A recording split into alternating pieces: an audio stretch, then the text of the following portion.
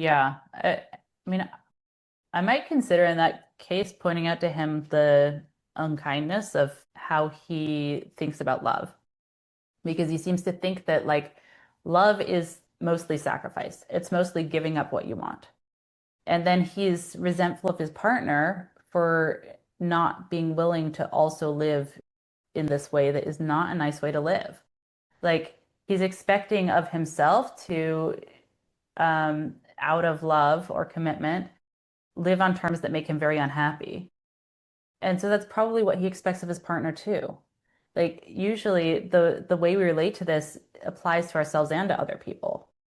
And so I just would think about like it's not very appealing. Like when you're wanting your partner to connect with you more and your version of connecting to another person is abandoning yourself, it's not actually a healthy thing. And so it's not that nice to expect that from people. Yes, and I think, he doesn't like that picture, when we talk about that. He doesn't like that. And I think there's lots of strategies. So if we just sort of think about, I'm just thinking about the people who are listening to this, there's lots of strategies that we could do to spare ourselves from the picture of reality. Even if Hmm. we know it deep down, or Hmm. someone says to us, this is actually what I think is going on, and they're on to us. There's just lots of things we do because it's a hard picture and we don't like it. We prefer another image of ourselves. And so I think sometimes we are just unwilling to see it, really see it. Like we see it, but we Hmm. really see it.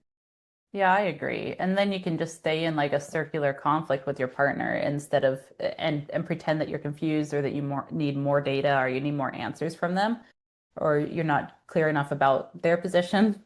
And Yeah. it's really like you don't even want to be clear. And if you're not willing to confront a range of options, including maybe this relationship is not working, well, you're gonna avoid getting a clear look if you're trying to keep off the table certain possibilities about what really is going on.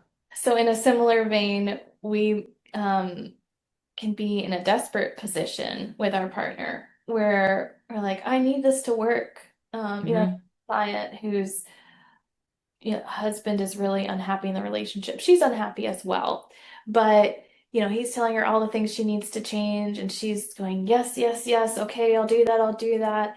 She wants to keep the family together, and she's just nodding along. I think he tracks in her. She's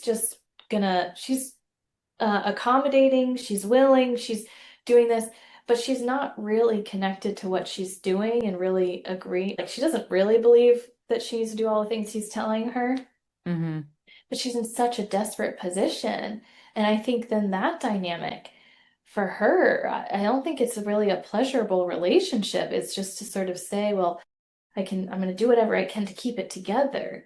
And Yeah. also a disconnect from self. And I think for her, it was helpful for her to see that desperate position when actually she really isn't desperate. I think she wants the relationship to work, and that's fine. I think there's nothing wrong with her wanting the relationship to work.